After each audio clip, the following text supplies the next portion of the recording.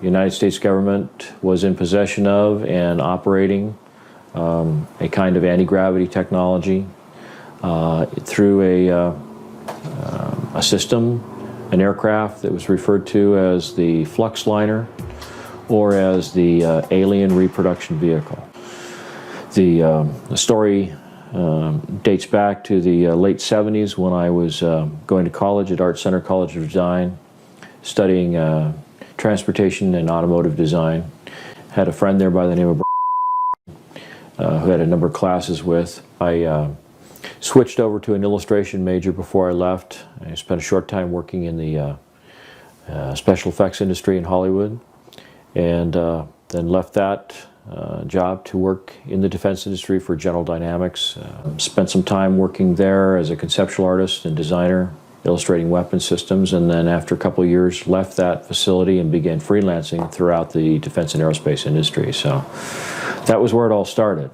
In the early to mid-1980s, Mark's career as an aeronautical and technical illustrator began taking off as he accumulated a client list including the US Air Force, Rockwell International, Lockheed Martin, Boeing, and respected periodicals such as Popular Science magazine.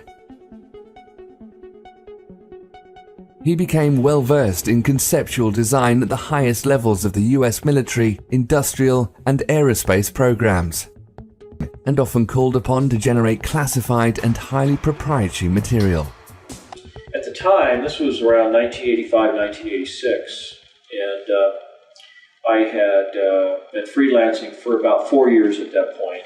Done a lot of work for Lockheed, a lot of work for Rockwell, and a little bit of work for Boeing. And so I was establishing a reputation and had occasion to talk to an awful lot of experts in the field, in various parts of the aerospace industry, so I had an idea of what was going on in terms of the technological development that was occurring in the industry at the time. Worked on some conceptual artwork showing cutaways of some of the weapon systems and how the components inside those weapon systems interrelated to one another. I was given a lot of information. Many times I was asked to create illustrations for clients based on just verbal descriptions of what they wanted to see, because a lot of it was conceptual artwork that was supposed to put across the idea that, say, a particular aircraft that they were designing was going to be extremely fast, so it had to have all the sort of dynamic characteristics of what a really fast aircraft would have, and I had an idea of what these things looked like, so I was subscribing to some of the trade publications that were available at that time, like Aviation Week and Space Technology, and a lot of people at the magazines, test pilots, editors, and things. By the mid-1980s, he was a very successful professional artist living in Rialto, California. He had a full slate of high-profile projects and had become a very sought-after and respected talent in a very crowded field of designers and artists.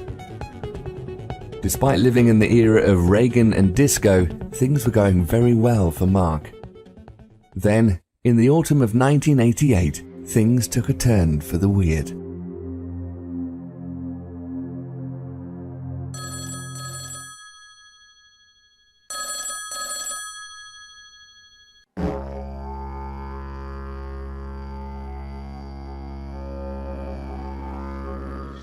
Well, it turns out that this was in October that the magazine hit the newsstand. It was a November issue of Popular Science. It was called the Mach 5 Spy Plane.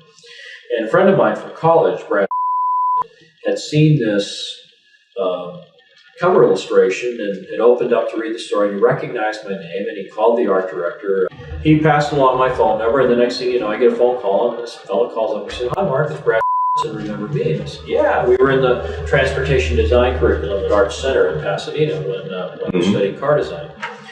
So we got reacquainted, had lunch together, and it turned out that just a few weeks beyond that, a local Air Force base, Norton Air Force Base, was having a big air show. And there was a rumor that they were going to have an SR-71 Blackbird out there, which was still kind of a rare occurrence at air shows to see something like that. And so I invited Brad to come out to the air show, and he suggested that he might be bringing along a client that he was working with. He didn't say who it was at the time. but that he thought that there might be the possibility we could network some jobs together. So we arranged to meet together, and at the last minute, I got a second call from Popular Science to do yet another illustration. It was a quick turnaround. They wanted it done over the weekend. It was a quick, $3,000, so I couldn't turn that down. And it was for their February of '89 edition, with the cover story being about the X-31, which was an experimental aircraft program. So did that illustration, and Brad went ahead and went to the air show. And when the weekend was over, I was kind of interested in his impression, and I called him up and I just said, how did you like the air show? And he just seemed completely different. When I talked to him on the phone, he sounded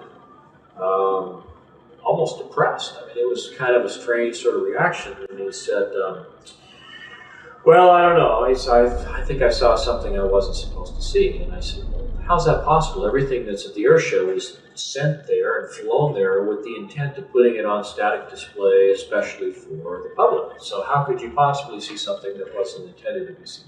He says, well, I got in to see a display that was a little more exclusive. It was something that was set aside for some top military brass and some top politicians with clearances. And the fellow I was with didn't realize at the time that certain items were going to be on display. And as soon as he realized that here I was without a clearance to see this stuff, he basically said, don't say anything, don't talk to anybody, we'll get out of here as soon as we can. So I asked him, I said, well, what did you see that you think is so stunningly, classified that, you'd be in trouble? And he says, well, he says,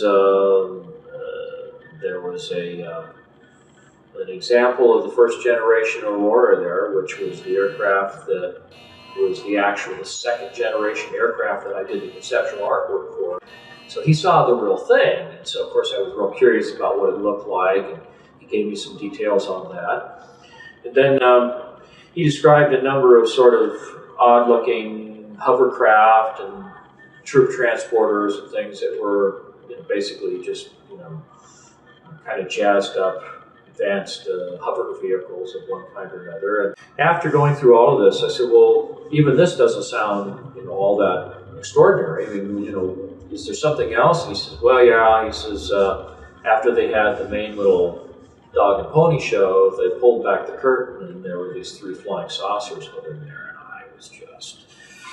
I couldn't believe my ears. I said, no, wait, did you say flying saucers? He said, yes. And I said, well, what do they look like? He says, well, they look like something from the 1950s, like a jello bowl, flat on the bottom, sloping sides, a little terrace around the middle, and then a dome on the top with all these little bubbles around the top, and a door that looked like something off of a submarine, with the little pins that go out into the frame of the door, and the big wheel that you turn to tighten it, all this kind of stuff. The smallest one was about 24 feet in diameter at the bottom end of the craft. The medium-sized vehicle was about 60 feet in diameter, and the largest was somewhere between 125 and 130 feet in diameter. I said, well, what were they doing? Were they just sitting on the floor? He says, no, they were hovering. There wasn't no landing gear, nothing holding them up, cables. It's just they were hovering. There was a 3-star general that was part of the presentation. When they pulled back the curtains and these 3 flying saucers revealed to the audience that brought there to this hangar. This general got up and he was describing these vehicles. He described them as alien reproduction vehicles, ARV for short. They also had a nickname for the aircraft. They called them flux liners. Now, flux is an electrical term for a high electrical charge. So, high electrical charge liner, a flux liner. And so this was, so he got kind of scared. He stopped talking. And so I said, well, let's have lunch. He was nervous about talking about it on the phone. So I go over there and we start talking. And as he's describing this stuff, he's describing the different features that he had seen. And well, how do you know that? I mean, if you could just look at the outside of the vehicle, how do you know what the inner workings is? He says, well, they had taken some of the panels off the outside so you could see the inside of, what the components look like. And he said it was remarkably simple. There wasn't that much to it. And I said, you were able to figure out how it worked from that? He said, well, no, they had an easel next to it with a drawing, a cutaway drawing, that showed some of the internal components, how they were arranged oriented to one another. And then they had a little a TV monitor with a tape player below it that was showing this continuous loop of this thing sitting or hovering over like a dry lake bed out in the desert somewhere, and as you would watch the tape, this thing would make went from a hovering position, made these three little sort of hops going to the side, and then as the camera followed it, just went straight up and disappeared out of sight. It was down to nothing in just a matter of a second and a half or so. One of the things that this general had said during the presentation, one of the things that really stood out in Brad's mind was that he said that these vehicles were capable of light speed or better. The aircraft looked very old, like it had been around for decades. It had chips in the paint and runs, and you could see fingerprints and smudges and boot prints where somebody walked up the side of it, this kind of thing. And he said that the paint that was on the outside, it looked like they'd taken a bunch of powdered lead, mixed it into a resin, and then just brush painted it right on the side of the aircraft. It looked like it was slapped together in somebody's garage,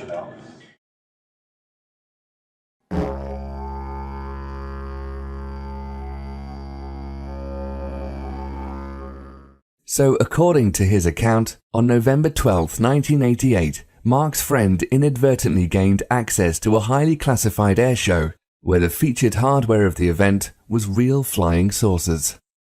They were really strange looking, but appeared functional, and were named to suggest anti-gravity and reverse-engineered alien technology. An official presence stated they could travel faster than light.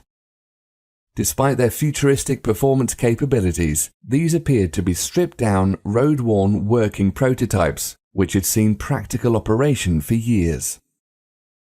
If this were the case, they were crude but tangible proof of concept for a staggering leap in aviation technology. They used extremely advanced electromagnetic or field propulsion, as opposed to solid or jet fuel, nuclear power, or any other commonly known conventional means. It also meant our government and at least one other major defense contractor, Lockheed Martin, had been developing and deploying functional systems along these lines for many years. To both McCandlish and Brad, who'd been working professionally for some time within what they thought were the highest levels of aeronautical design, this odd system was a sucker punch from the future. Apparently this had had a really, really serious impact on Brad, and he really seemed kind of stunned by what he had seen. So we got together for lunch, and I was doing all these idea sketches of what he described to me about how the components related, and I had your stereotypical sort of lens-shaped flying saucer like you see in more modern movies and stuff. And he said, "Oh no, this is real simple. It's flat on the bottom, sloping sides like a section taken out of a cone, a little ledge, and then a dome on the top." And he said the dome is actually the top half of a crew compartment that's like a big ball. I'm pretty sure that was about 12 feet in diameter. There's a central column that goes down through the middle. There's like a flywheel thing on it that, maybe, 6 to 9 feet in diameter. There's 4 ejection seats that are all back to back on this central column above the flywheel type thing. And he says a bunch of oxygen tanks in there. They're all around the bottom. And he said the bottom is this huge capacitor array. It's probably maybe 12 to 14 inches thick. It's shaved off at an angle on the edges, looked like it had been put on a big giant milling machine, and they milled off the edges at a 35-degree angle. He said there's a series of these plate capacitors. I said, well, do you think that this is functioning like the Beethrow-Brown effect, like these experiments were done back in the 60s with levitating things with electrostatic fields and stuff? He said, well, that may be it, but he says, they told me, he said, one of the things I saw was that it was using zero-point energy, it was using scalar energy. Really? It's cool, huh? 0-point energy. I save the best inventions for myself. Well, I've been corresponding with Tom Bearden for about 8 years at that point. We talked many times, mailed letters back and forth, talked on the phone and things. Okay, so what we have is we have a very strong argument that neither the scalar photon, that is the time-polarized photon, nor the longitudinal photon, which is over in 3 space, are individually observable. But if you somehow can combine the two, they are observable as the instantaneous quantum potential. And so I had a sense of what zero-point energy was about, and there were a lot of talk about longitudinal waves and scalar waves and cyclotronic weapons and all this kind of stuff. And so I've been following this for a while, reading Tom Bearden's work and things. And so I had a pretty good sense of what Brad was talking about, which he was a little surprised about that I would know this already. So he opened up to me a little bit more and began telling me more and more about it. When Brad finally became frustrated with my questions, he sat down while we were in his office together, and he did this rough sketch, which I still have to this day, 22 years later. And he just sat down, and right where we were sitting there at his table, he just kind of sketched out with an ink pen on a piece of legal-size white paper, and put some some little handwritten call-outs around the edges that described the number of capacitor plates in each one of the little sections, that they were so wide at the end, and the crew compartment was definitely about 12 feet in diameter. Just kind of put all these things down as close as he could remember to the way they existed. And so I sat down with all this information, and I just began sort of drafting it out. It was at this point Mark began putting his formidable skills as a conceptual illustrator to work in uncharted territory. Taking Brad's eyewitness account, detailed descriptions and rough sketches of the ARV, McCandlish began refining aspects of the components his friend described and piecing together an ever more precise rendition of the craft. Over the course of the next few years, he generated a series of drawings, culminating in the Fluxliner cutaway blueprint, one of the most notorious images in the history of ufology, and the mysterious realm of black-budget aircraft. I'm Jesse Ventura, and this is Conspiracy Theory. This was called the Fluxliner. This is probably the strangest one you've shown me yet. This actually flies? It actually flies on the principles of high voltage electrical charges. This is the original, one of the original blueprints of the alien reproduction vehicle, which I produced in March of 1989. It was put together by accumulating a lot of verbal testimony from Brad, and later from a number of other sources, including Ken Sellen and some other people that I talked to who had some contact or information about the vehicle.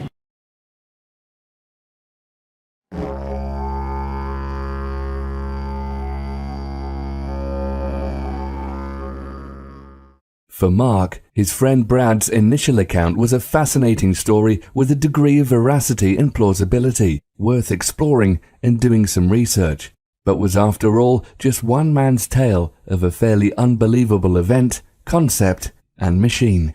However, this subsequent research led Mark to some other very compelling eyewitnesses, official documentation, including numerous scientific patents, and other sources, such as respected quantum physicists, which finally convinced him of the likelihood that the ARV might be a very real thing.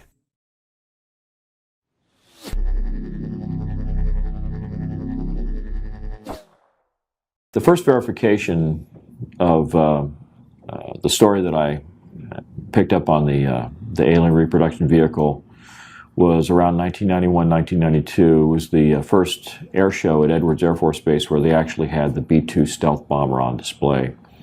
And in the course of that air show, I had occasion to join up with some clients from Rockwell International, and they introduced me to this fellow who claimed at the time that he was working with the Air Intelligence Agency. His name was Kent Sellen.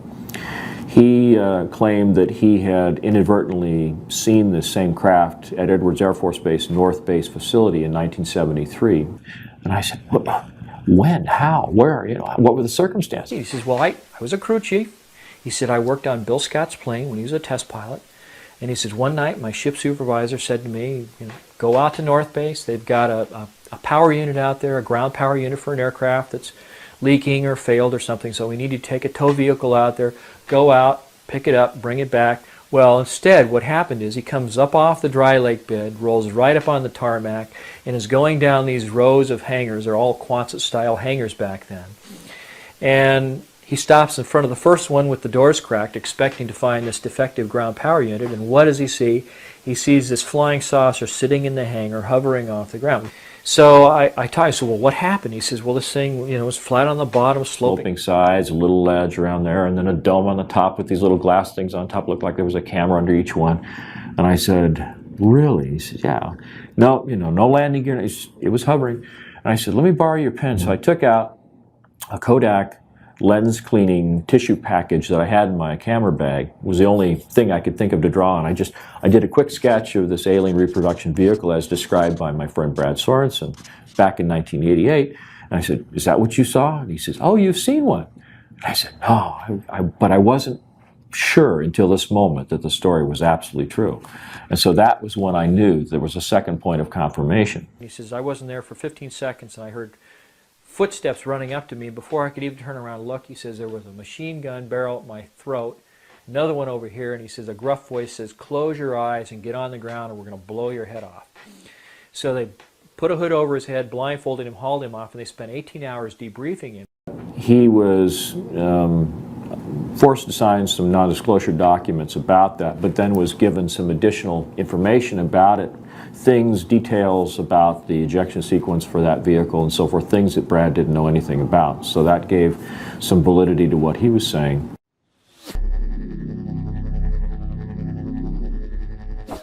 In addition to Kent Sellen, there is at least one other witness on record testifying to the existence of what he describes as a UFO at Norton Air Force Base, which may well have been the ARV.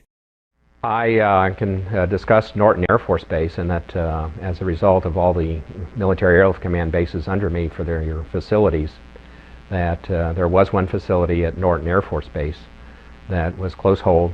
Not even the wing commander there could know what was going on. And during that time period, throughout my career, it was always rumored by the pilots that that was a cover for, in fact, a location of one UFO craft. And the reason for that location was folks that could come out, land at Norton, play golf, be part of a golf tournament and so forth, and during that process could go by the facility and actually see the UFO.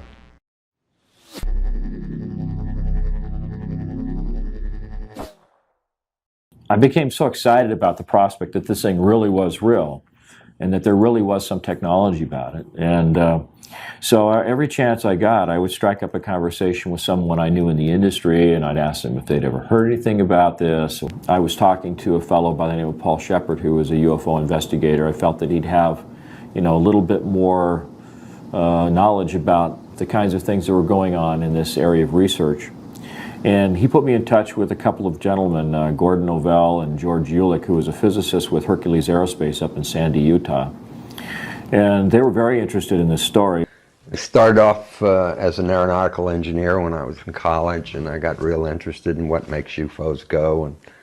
And so I just kind of pursued the trail of the technology as opposed to the aliens and that kind of stuff. And that's all I do is pursue the technology. And I got lucky, got very, very lucky, and got my hands on a cutaway of their bird.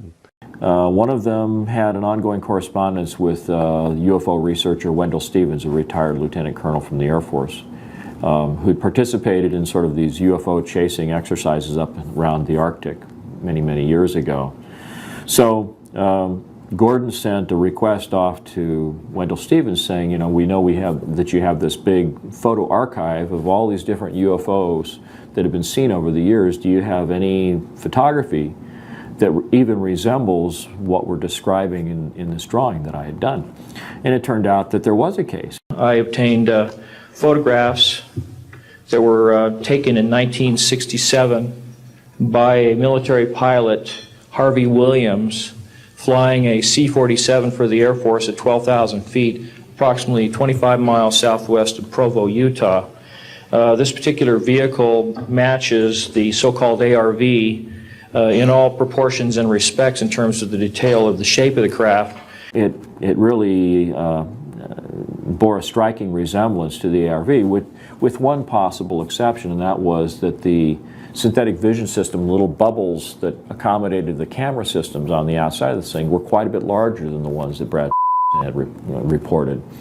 And so when I thought back to something that Brad had said, and that was that many of the components on the ARV, like the ejection seats and the camera systems, were all off-the-shelf components. He said that the ones that he saw in 1988 looked just like the little bubbles you see hanging from the ceiling in the casinos in Las Vegas. So when I thought back to the camera systems that were available in 1966, of course they were much larger than they were in 1988, and so the larger acrylic bubbles seemed, to give some veracity to the photography as it was presented in these pictures taken by Harvey Williams. One of the things that came up in the investigation was the fact that a number of the witnesses starting in 1988 described the vehicle that they saw as looking like it had been around for a long time. Chips in the paint, fingerprints, greasy handprints and that kind of stuff. The material around where the Zeus fasteners brought the panels together all chipped and scratched and stuff like it had been around for a long time. When I talked in 1991 or 92 to Kent Sullen, he clarified that he'd seen this thing in 1973, which was, 15 years or something earlier than that. And then the photographs from Wendell Stevens showed that this thing may have been operational as early as, June or July of 1966. So it certainly supported the idea that this thing had been around for quite a while, maybe even earlier than that.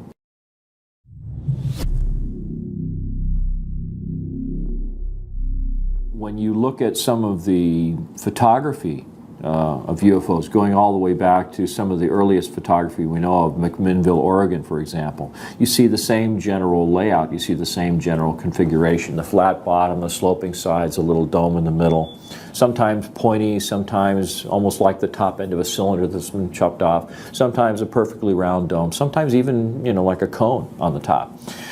So it suggests that, there's many different variants of the system, but the overall arrangement of the components is basically the same.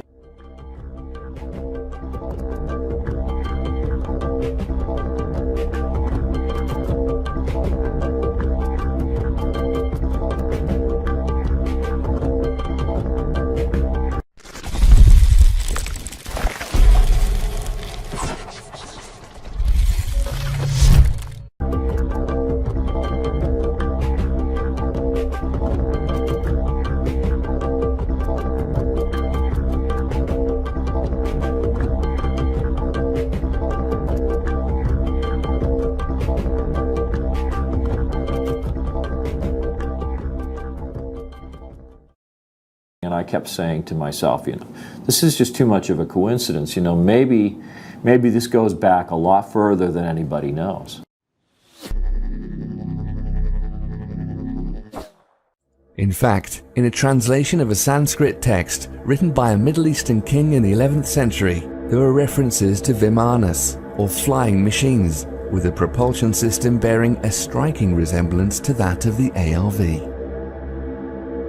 Strong and durable must the body of Vimana be made, like a great flying bird of light material. Inside, one must put the Mercury engine, with its iron heating apparatus underneath. By means of the power latent in the Mercury which sets the driving whirlwind in motion, a man sitting inside may travel a great distance in the sky.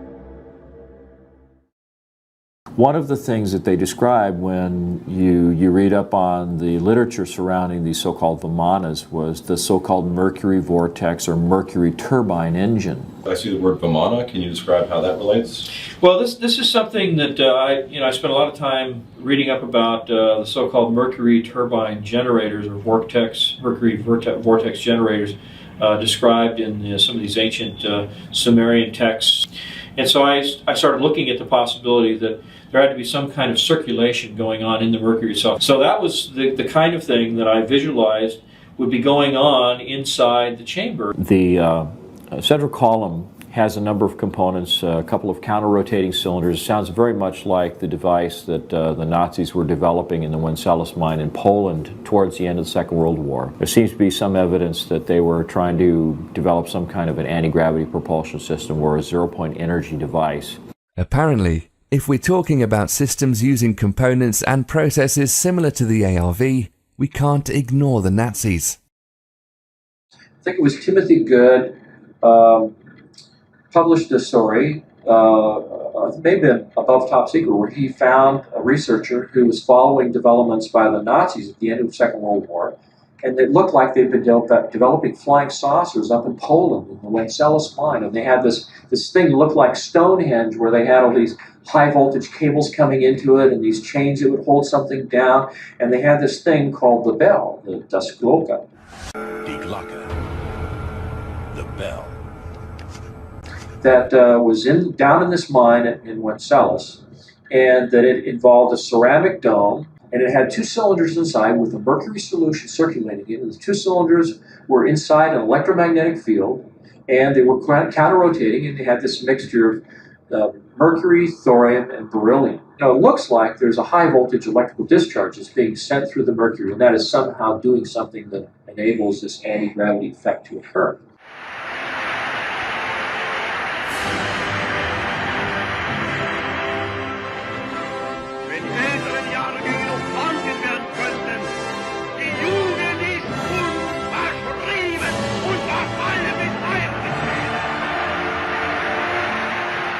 Besides rumours about Hitler's top scientists and the mythology of ancient kings, there were other instances where a central core involving mercury and other components similar to the ARV were reported.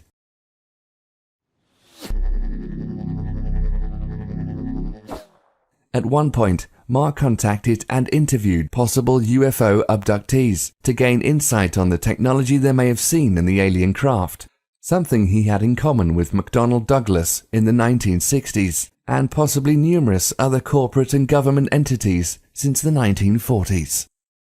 I wound up going to my management and telling them, you know, you're not going to believe this, but the UFOs are clearly coming from someplace else. They're clearly manned or humanoided, and the only question is whether we're going to figure out how they work before Lockheed or after. And so as a result of that, the company at that time, which has now of course been bought by Boeing, over several years put in about $500,000 worth of research effort under my direction to study gravity control techniques and also analyze UFOs. We hired a police detective to interview witnesses, abductees. We had experimental work and theoretical work. So it was kind of a fun project.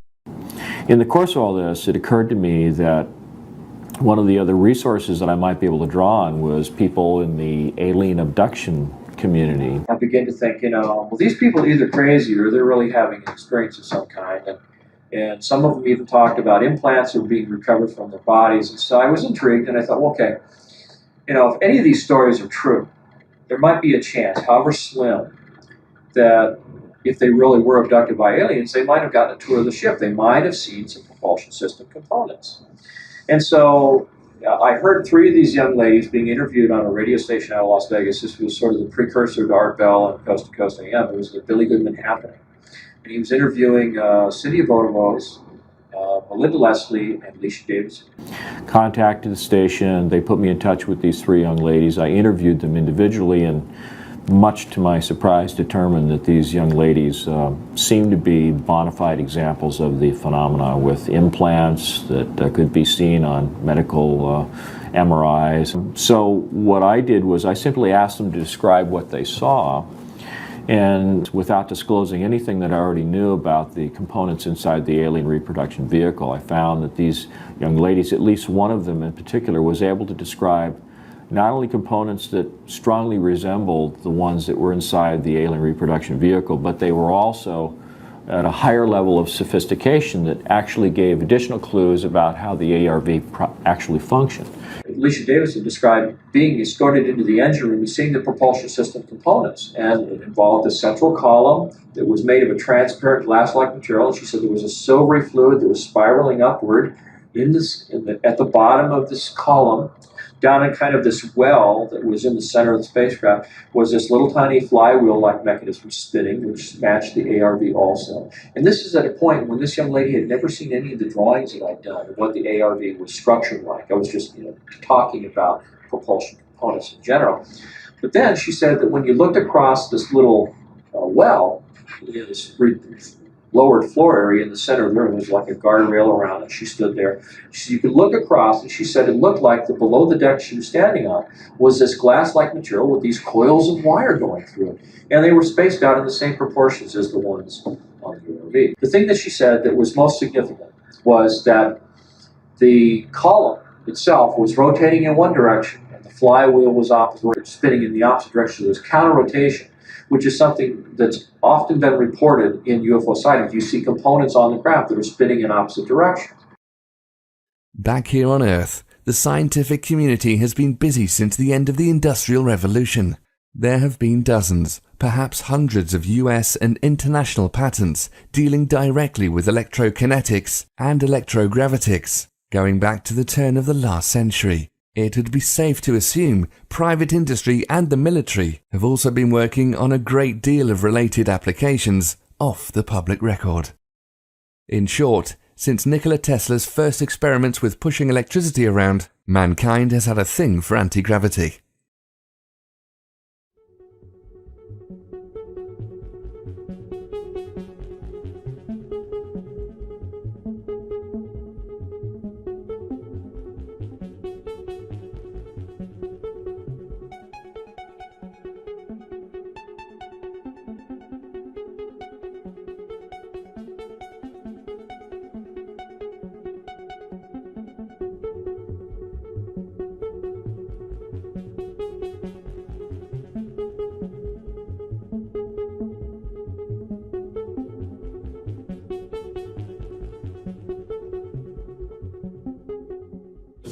If you look at these two illustrations, this is a patent that was secured in May 30th, 1967 by James Frank King, Jr., who happened to work with Thomas Townsend Brown in the labs of Agnew Bonson. But you can see a striking similarity between the two vehicles. On the one hand, you've got a sort of a frustrum-shaped fuselage section. You've got a series of coils that wrap around the crew compartment, although the crew compartment in this instance is more of a cylinder. But you also have a central column that goes down through the middle, and you have this capacitor section that's in the bottom. And then you have these little flight control mechanisms here. You know, I find it really remarkable that there's so much similarity between the two objects. Mm-hmm. And when is that patent from? May 30th, 1967. It's called a magneto-hydrodynamic propulsion apparatus. And so I started thinking, well, maybe it's like a cyclotron. Maybe there's an electrical discharge from this. Basically, this whole thing looks like a giant Tesla coil. It's got the capacitor array. It's got, a central column that looks like the secondary windings of a Tesla coil. And this might even go back to something that Nikola Tesla discovered back in the 1940s. And, it just was all hushed up. And all the UFO sightings we've ever seen were something that came from Nikola Tesla and not from another planet. And these are the things that were all going through my head at the time. So it was really surprising to find all the different sources that I encountered that seemed to provide useful information as to how this thing was made, how it worked, what its energy sources were, and it was all really fascinating to me, and that's one of the reasons I pursued it. It wasn't because I was, like I say, trying to breach national security. I was just insatiably curious about how these things work.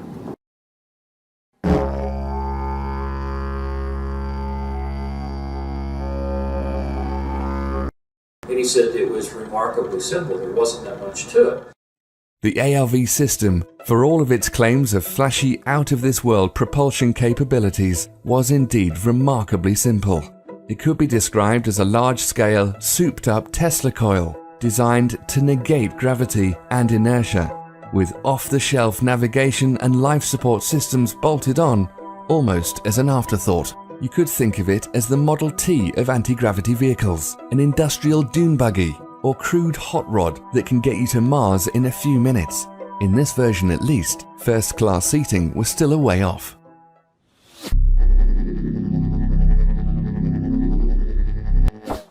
From everything I've been able to gather, it helps to understand what some of the components are. There's a large capacitor array on the bottom of the craft. It's in the smallest version, it's 24 feet in diameter. The outer edge of the plates and the capacitor section itself are shaved off at that same 35-degree angle. So you have a series of plates that are progressively smaller as you get higher and higher in the stack. And there's 48 sections that are all set up like that. Through the middle of the crew compartment is a central column that's called the amplifier section that's in the middle of the craft. On the very center point of that column is what looks like a large 9-foot diameter flywheel type mechanism. Then around the belt line of the crew compartment is about a 2-foot wide coil of wire that's embedded in the same glass-like material that the capacitor section plates are embedded in. And there's a kind of flange or fairing that traps the top and the bottom surfaces of the coil. You can see that it traps it there and at the top. But in between are a series of explosive bolts that run all the way around the craft. They said above this ledge there is looks like a door out of, your stereotypical cartoon submarine. It has a steel frame that's embedded in the side of this protruded sphere that makes up the crew compartment. And he said it had a wheel on it with little spokes that you would turn like an old, Captain Nemo submarine with the pins that would go out and lock into the door frame. And it had a seal on it so it'd be airtight. And then the ejection seats are mounted back to back. There's 4 of them in the smallest version of the craft, and they're mounted on this central column on a set of rails. In the event of an ejection, the explosive bolts separate the top and the bottom halves of the crew compartment, and the entire outer sheath of the central column pulls away along with the upper half of the crew compartment and the ejection seats. This crew compartment sphere can actually function as kind of a rudimentary re-entry vehicle coming down through the atmosphere, and then once you get, say, below 14, 15, 16,000 feet, the thing will pop a chute out the top, and the ejection seats drop off on these rails one by one, and the pilot can drift down in a parachute or with a parachute. Because this flywheel-like mechanism is turning all the time, the individual pilot or crew members have a kind of a pan that's right below the front of the ejection seat that affords them a place to put their feet. Now, the control system on the vehicle, on the ejection seat that the pilot sits in, on the one hand, it looks like a high voltage potentiometer or like a rheostat on the one side that has a couple of big heavy-duty cables that come out of it and goes into the central column. And that's basically the amount of power that he has in the system. And on the other side, there was sort of an inverted J-shaped piece of metal that came up and over like that had a sphere on it. Now on the bottom of the sphere there is a sort of a bowl that's sort of slightly larger in diameter, but it conforms to the shape of this sphere. Of all the components of the ARV, the navigation system, while perfectly logical and even elegant in its design, has to be the strangest one. It's an entirely unknown paradigm in steering an aircraft or anything else, yet makes perfect technical sense. If one were to make the case for truly alien aspects of the alien reproduction vehicle, this might be the first example they'd use. The sphere itself appears to be a kind of a domed arrangement where you have a number of fiber optic leads that come into the sphere, and for each one of the 48 capacitor arrays there's a series of sensors that are then used to sort of relay information to the individual plates. And so then on the bottom of this you have a bowl that moves around and can be used to convey the commands of the pilot in terms of what he wants to do in terms of shaping the field around the vehicle. And right in the center of that bowl is a kind of laser diode that sends a laser beam up into the underside, the inside of this sphere. And so as the bowl moves, that laser is sort of scanning around on the inside of the different sensors that are responsible for each of the capacitor sections. Then there's a series of relays that'll open up and close and let a certain amount of energy in, or prevent it from going in. And when it's dead center, it means that all of them get the exact same amount of information. You just go straight up. If you want to bank to the right, then you bank this to the right. It sends the laser signal over to the opposite side of the dome, and it says that the opposite side of the craft is going to get more energy, so it banks in that direction. It's kind of like in a helicopter, in the swash plate of a helicopter, when you want to bank to the left, you create more deflection in the main rotor on the right side so that it begins to bank to the right, or bank to the left, excuse me. So it's kind of the same principle. Then you have an oxygen supply that's strapped to the lower part of the central column down here in the lower part of the crew compartment. You have a much larger set of oxygen tanks, and these are all protruded vessels, by the way. There's no steel or aluminum in terms of the oxygen supply in the vehicle. There was also a pair of oxygen tanks under the seat, and that was assuming that maybe you had to eject, when you were at 25 or 30,000 feet, and you needed some air to get you from up there down to the place where you'd actually be able to breathe ambient air. I said, well, were there windows? And no, there weren't any windows. He said there was a thing called a synthetic vision system. And he said there were 6 or 7 of these little plastic bubbles around the top of this thing, one on the very top in the center, and then maybe 6 around about halfway up from where the ledge was to the very top, and they were spaced at even distances. And he said in each one there was a little CCD camera. So the synthetic vision system was set up so they would take 2 cameras and it would have a converging point of focus in those 2 cameras, so that it would just be like looking through a set of binoculars. So you'd have a left and a right eye view, and it'd give you a 3-dimensional view outside the vehicle, but with no windows.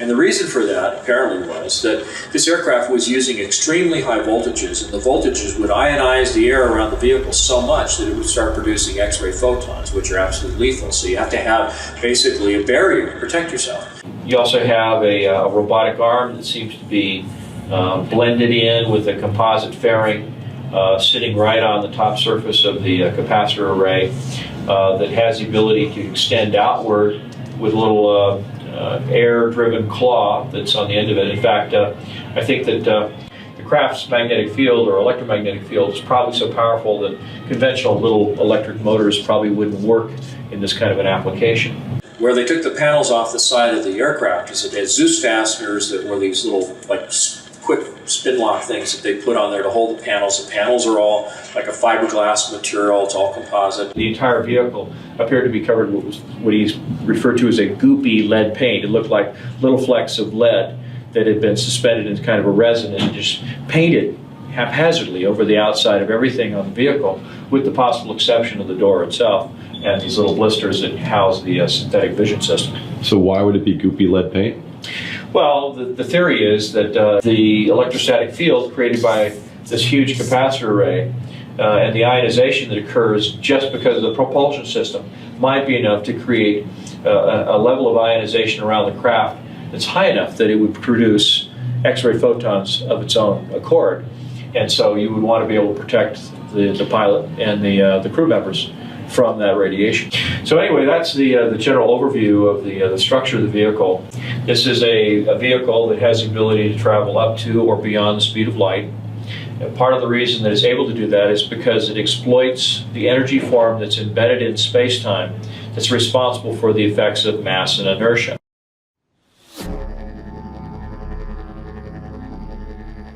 So here we have a configuration of various components, creating a system that's somehow capable of producing and maintaining an insane amount of energy in a concentrated field around the vehicle. This field can be precisely controlled by the pilot with the aid of a basic throttle, an alien steering ball, and a bunch of casino cameras. There's plenty of onboard oxygen, handy if you're off the planet, and a lead coating so the occupants don't get fried in their seats, and a robot arm in case you need a robot arm somewhere. It looks like a big clumsy diving bell from 1905, but apparently works like a helicopter you can take past light speed. Its beauty and elegance lie in the propulsion system, maybe a really fast one that gets around currently accepted physics, one we commonly associate with UFOs. For anybody who has followed the work of Einstein or just basic physics, one of the sort of inviolable rules of physics is that there's no material object that can actually go faster than the speed of light.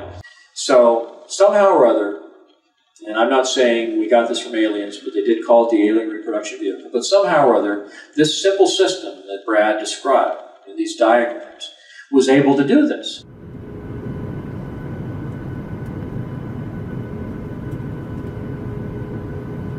So I began looking at the scientific literature. I was looking at this scalar energy, anything I could find on zero-point energy, scalar energy, quantum zero-point fluctuations of the vacuum, I think is the more technical physics term that they use in the literature. And it turned out that there really were scientific papers that were being published by a number of different scientists, Hal Puthoff, Bernard Hayes, Alfonso Rueda, who just happened to work at Lockheed Skunk Works, by the way. So I started noticing the names and where they worked and what they do, what they were talking, what they were publishing. And it occurred to me that, maybe these are people who have some insider. So I started looking at that. I started looking at the things that Hal Puthoff had said. In the middle of last century, physicists made an astounding discovery. And that is what we ordinarily consider empty space isn't empty at all. Even if you go to the far reaches of outer space, it turns out that rather than emptiness, what we call the vacuum is really a seething cauldron of what we call quantum energy, or zero-point energy. Zero-point just simply means that even if you froze the entire universe down to absolute zero, froze out all motion, where everything would be as quiet as you could possibly get it, this energy is still there. It was predicted by the mathematics of quantum theory, but the numbers were so large. For example, there's enough energy in the volume of a coffee cup to evaporate the world's oceans. It was thought, well, this must be some kind of artifact of the theory. But as time went on, various predictions in quantum theory were verified in the laboratory, and it finally turned out we had to take these numbers seriously. So I opened up a correspondence with Hal Puthoff, and he was very gracious in taking time to talk to me on the phone, send me copies of the peer-reviewed papers that he had published in Physics Review, Physics A, Physics B, and I couldn't understand the mathematics with all these Greek symbols, and I mean it was really advanced theoretical stuff. But what I was able to follow were the paragraphs that were before and after the equations that explained what all the math was talking about. And so as I went through these papers and I would talk to Hal, he would explain to me, well, this means that this is a certain process, a polarization process that happens in the vacuum of space-time, and when you do that, you have this kind of phenomenon. When you do that, you have this other phenomenon. And the papers that he wrote started to indicate this zero-point energy that's embedded in the environment. Was responsible for the effects of inertia and gravity and mass, and the reason why, as you accelerate through space-time, the mass of your vehicle increases.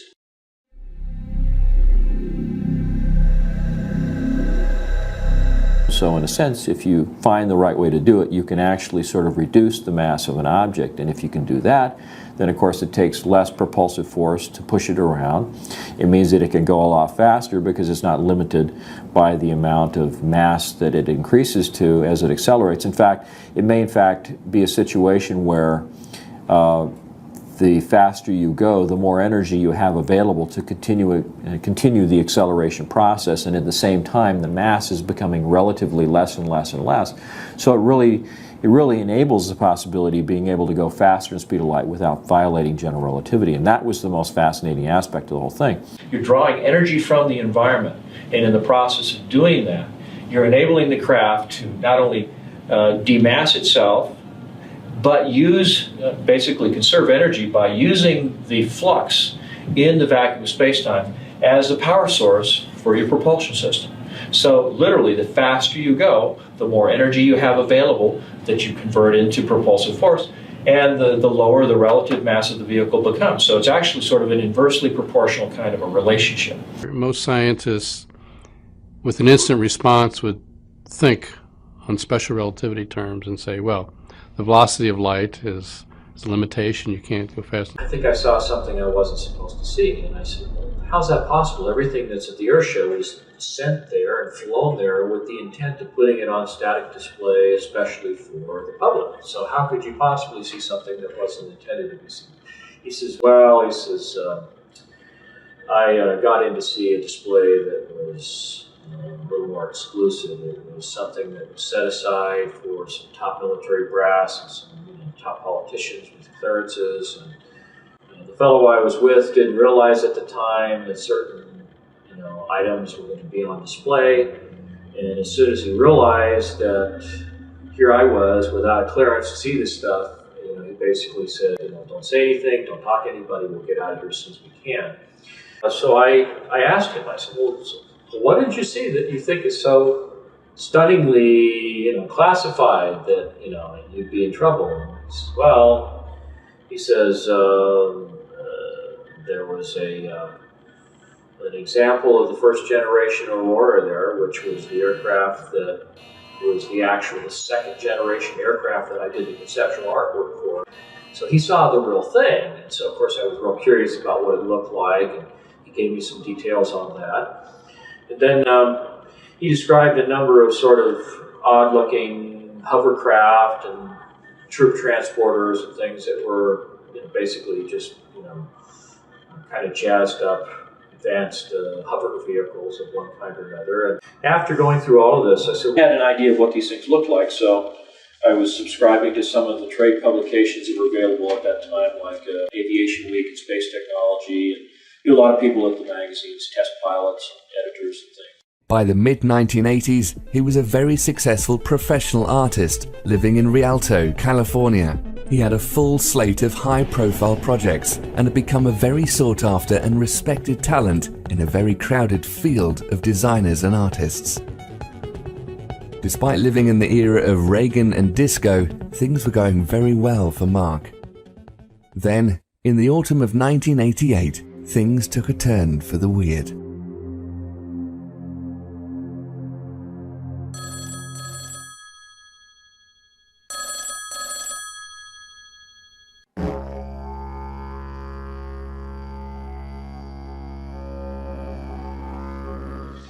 Well, it turns out that this was in October that the magazine hit the newsstand. It was a November issue of Popular Science. It was called the Mach 5 Spy Plane. And a friend of mine from college, Brad, had seen this cover illustration and had opened up to read the story, and he recognized my name, and he called the art director. He passed along my phone number, and the next thing you know, I get a phone call, and this fellow calls up and says, "Hi, Mark, it's Brad. And remember me?" And I said, "Yeah, we were in the transportation design curriculum at Arts Center in Pasadena when we studied car design." So we got reacquainted, had lunch together, and turned out that as an aeronautical and technical illustrator began taking off as he accumulated a client list including the US Air Force, Rockwell International, Lockheed Martin, Boeing, and respected periodicals such as Popular Science magazine. He became well-versed in conceptual design at the highest levels of the US military, industrial, and aerospace programs, and often called upon to generate classified and highly proprietary material. at the time, this was around 1985, 1986, and I had been freelancing for about 4 years at that point. Done a lot of work for Lockheed, a lot of work for Rockwell, and a little bit of work for Boeing.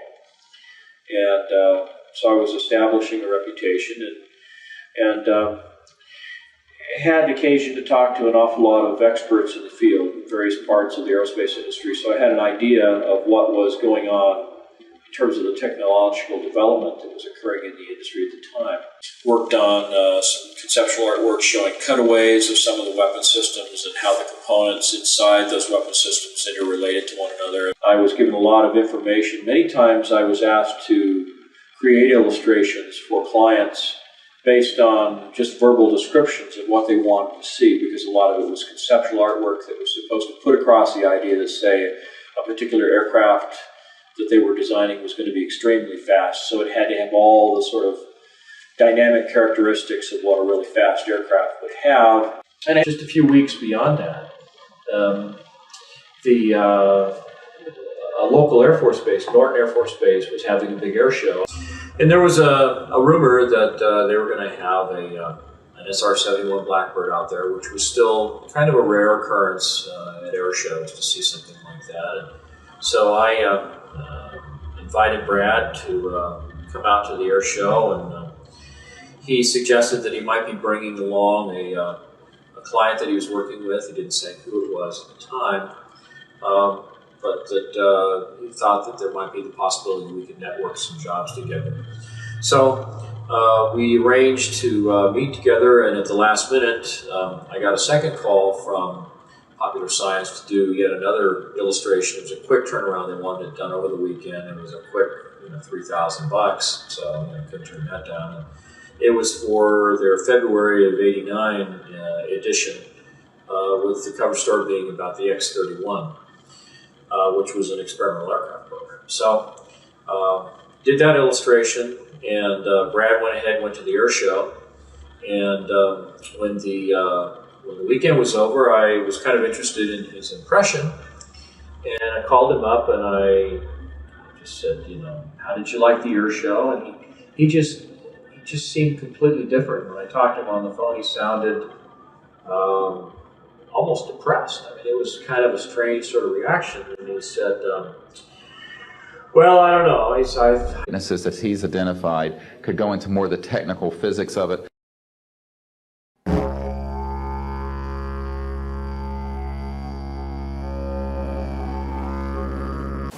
My name is Mark McCandlish, and for the better part of the last 30 years, I've been a conceptual artist, illustrator, and designer, working predominantly for the aerospace and defense industries. About 1988, I came into some information that indicated that the United States government was in possession of and operating a kind of anti-gravity technology through a system, an aircraft that was referred to as the flux liner or as the alien reproduction vehicle.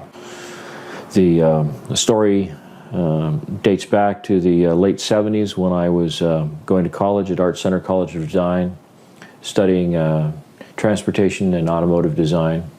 Had a friend there by the name of who had a number of classes with. I switched over to an illustration major before I left. I spent a short time working in the special effects industry in Hollywood, and then left that job to work in the defense industry for General Dynamics. Spent some time working there as a conceptual artist and designer, illustrating weapon systems, and then after a couple of years left that facility and began freelancing throughout the defense and aerospace industry. So that was where it all started. In the early to mid-1980s, Mark's career